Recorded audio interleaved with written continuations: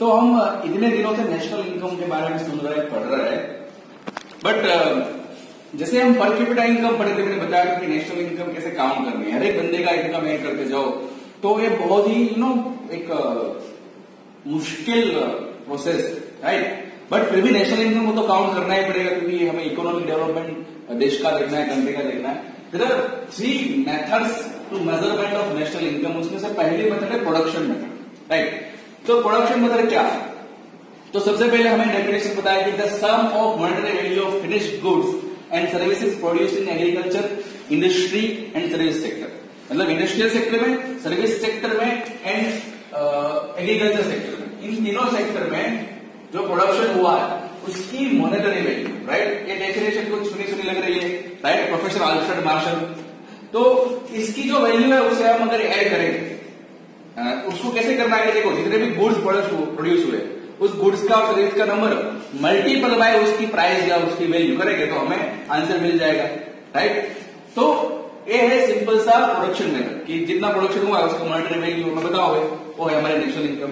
But वो monetary value count करते वक्त, नेशनल इनकम में सब चीजें ऐड करते वक्त कुछ चीजें ध्यान में रखनी, राइट। इंपॉर्टेंट फैक्टर्स कुछ ध्यान में रखने ताकि डबल काउंटिंग ना हो जाए और नेशनल इनकम का हमें प्रॉपर आंसर मिले, मिस्टेक ना हो जाए। उसमें से पहला है इंपॉर्टेंट फैक्ट में classification of economy in different sector. Government ने mainly 3 sector agriculture, industries and service sector में इकोनॉमी को डिवाइड किया है, क्लासिफाइड किया है। बट उसके अलावा mines, construction, manufacturing, trade and commerce, transportation, communication, banking, insurance, ये भी अलग अलग हिस्से है, राइट, जिसे अलग अलग सेक्टर में गवर्नमेंट ने डिस्ट्रीब्यूट किया है। फिर after number 2, selection of goods and services.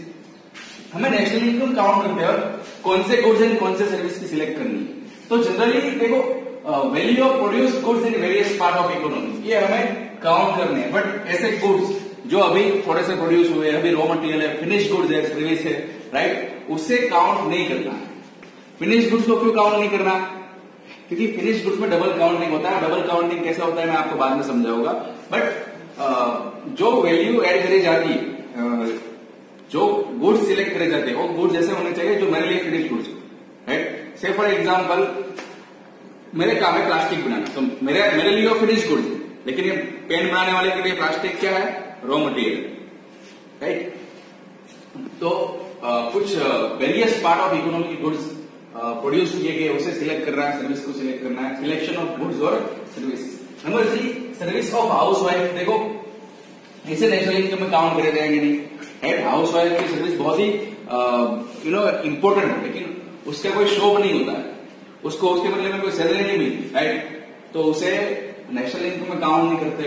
Number 4, self consumption, right. इसे बहुत सारी चीजें जो सेल्फ कंजम्पशन के लिए बनाई जाती है, जैसे कि कपड़े है, जैसे कि खाना है, राइट। ऐसे बहुत सारी चीजें जो हमें खुद यूज करने के लिए बनाई जाती है, उसकी वैल्यू कभी भी नेशनल इनकम में ऐड नहीं होती। यहाँ पर उसका एक एक्सेप्शन है, अपवाद है।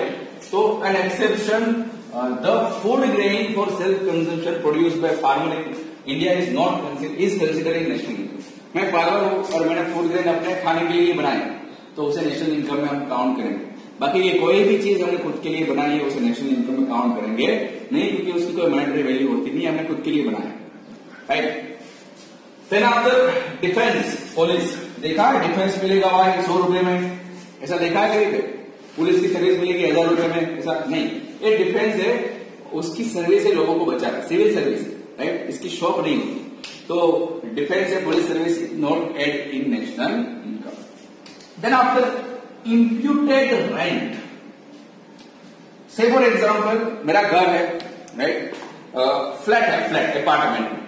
तो अपार्टमेंट में हम ऐसा तो नहीं करेंगे बीच में दीवार करेंगे, आधा है बट अपार्टमेंट रेंट पे और आधा हम खुद रह लेंगे, ऐसा तो नहीं होता है, राइट। तो उस फ्लैट में हम रह रहे हैं, तो हमें एज्यूम करना है कि when a house is given to someone on rent, the probable rent obtain is called imputed rent. Imputed rent की definition, when a house is given to someone on rent.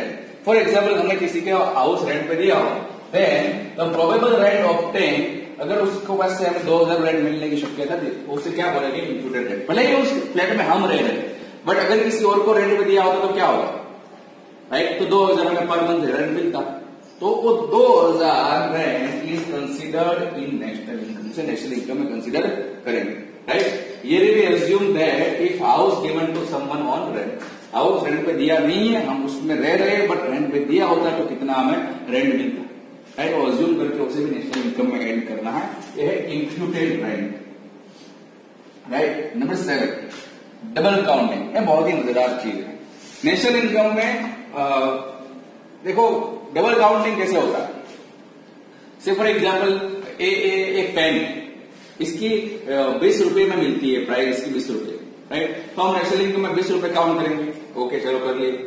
इसके अंदर इंक डलती है, right. वो ink वाले बंदे ने, pen बनाने वाले बंदे को इंक 5 रुपए में डाली थी, तो उसने 5 रुपए में बेचा इंक, पेन बनाने वाले बंदे को 5 रुपया नेशनल इनकम में काउंट किया, यस वो फिनिश गुड्स थी, राइट।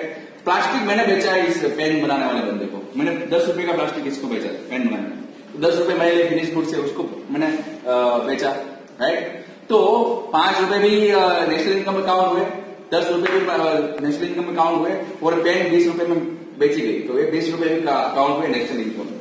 तो इन शॉर्ट डबल काउंटिंग हो गई, राइट। ऑलरेडी 20 रुपए में वो सब इंक्लूडेड है प्लास्टिक एंड इंक का प्राइस, बट फिर भी डबल काउंटिंग हुई। तो सेम टू सेम मशीनरी में है। आयरन देखो, राइट, जो बंदा आयरन बेचेगा, आयरन, वो बंदा क्या बोलेगा, मैंने इतना का फिनिश्ड आयरन बेचा, तो उसे और फिनिश गुड्स में नेशनल इनकम में काउंट करेंगे।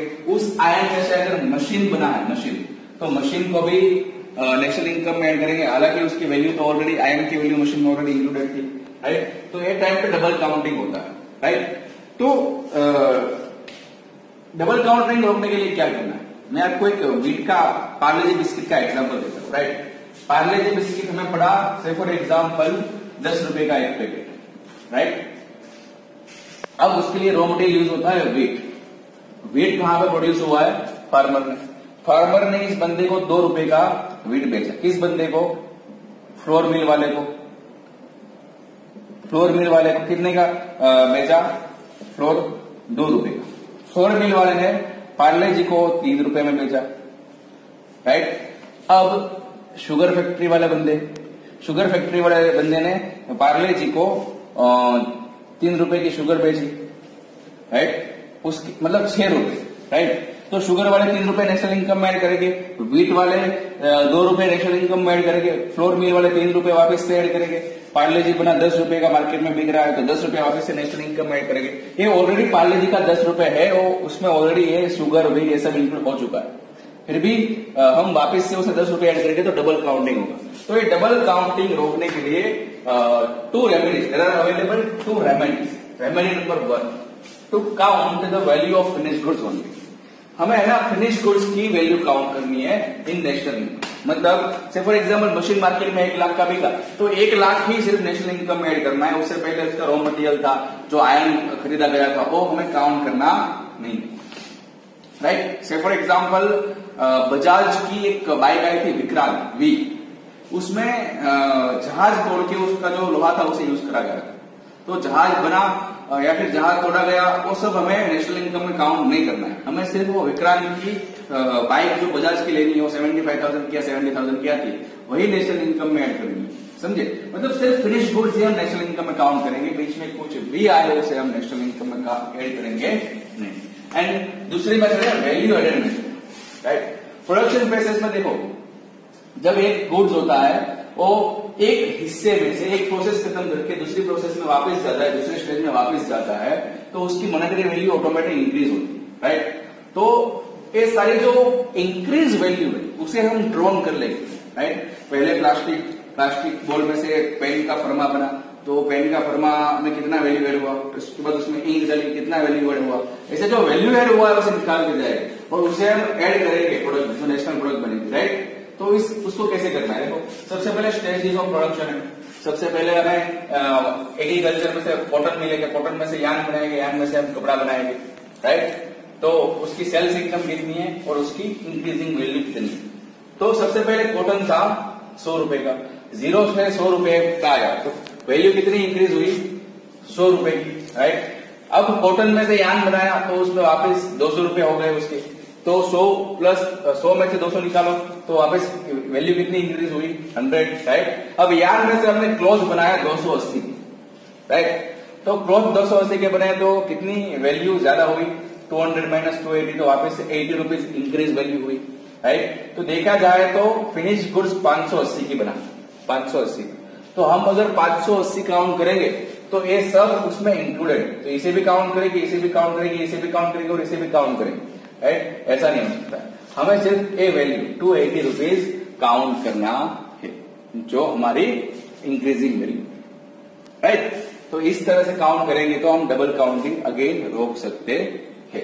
Then after indirect tax and subsidy. देखो ये जो पेन 20 रुपए की है ना, 20 रुपए की पेन, इसमें 80 रुपीज की मार्केट में मिलती, लेकिन 2 रुपए क्या है, GST, indirect tax, right. Indirect tax मतलब जो डायरेक्ट नहीं होता, डायरेक्ट मतलब इनकम टैक्स, डायरेक्ट टैक्स का एग्जांपल है, goods and service tax indirect tax का एग्जांपल। तो ये 2 रुपए है ना, वो 2 रुपए टैक्स के, ये प्रोडक्ट के नहीं, राइट। अगर हम 20 रुपए काउंट करेंगे तो टैक्स की इनकम भी नेशनल इनकम में काउंट हो जाएगा, टैक्स वो नेशनल इनकम है नहीं, राइट, वो तो चार्ज है। तो हमें 18 रुपीज ही काउंट करने, तो मुझे 18 रुपीज काउंट करने होगा तो क्या करना पड़ेगा, 2 रुपए माइनस करने पड़ेंगे। तो जब भी हम नेशनल इनकम काउंट करते हैं तब टोटल नेशनल इनकम में से सारा इनकम टैक्स डिडक्ट कर देना, राइट। और से फॉर एग्जाम्पल गवर्नमेंट ने पेन दिलाई मुझे, तो ये पेन है 20 रुपए की, लेकिन गवर्नमेंट ने मुझे हेल्प करी तो मुझे 15 रुपए की मिली, मतलब 5 रुपए गवर्नमेंट ने मुझे सब्सिडी दी, राइट। तो 15 रुपए काउंट नहीं कर सकते हम, राइट। बाकी के 5 रुपए गवर्नमेंट ने भी खर्च किए, 20 रुपए टोटल खर्च हुए, तो सब्सिडी क्या करनी है, ऐड करनी है, जो पहले डिडक्ट करी गई, और इनडायरेक्ट टैक्स डिडक्ट करना है जो पहले ऐड करा गया, राइट। तो to count proper national income, indirect tax deducted in subsidy added in national income, right. Number 9 resale. से फॉर एग्जाम्पल मैंने एक कार परचेज करी थी ईयर 2015, तो नेशनल इनकम में तब काउंट हो चुकी होगी वो कार, यस। अब मैं 2020 में अभी उसे सेल करता हूँ, मंदी ऐसे भी चल रही है, तो जो 5 लाख की कार ली थी उसे मैंने 2 लाख में सेल करी, राइट। तो 2 लाख अब नेशनल इनकम में काउंट होगा नहीं, क्योंकि ऑलरेडी उसकी इनकम एक बार काउंट हो चुकी है, तो रीसेल वैल्यू कभी काउंट होती नहीं है नेशनल इनकम में। Number 10 to deduct depreciation, right.